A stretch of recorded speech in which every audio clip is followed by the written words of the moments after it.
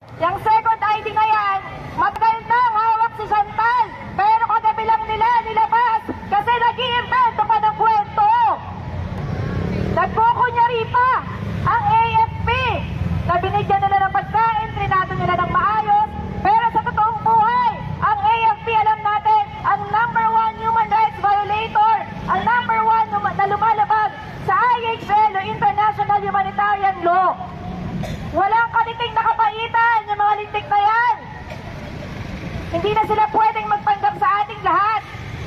Binomba nila ang isang komunidad ng mga Cotatubo. Ano pa ang inaasahan natin gagawin nila sa mga sibilyan? Nakakatawa pa nga.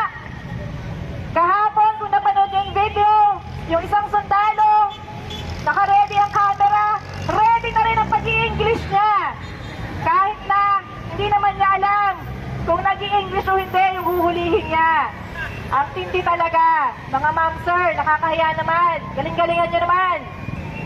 Ngayon po, tayo ay lubos na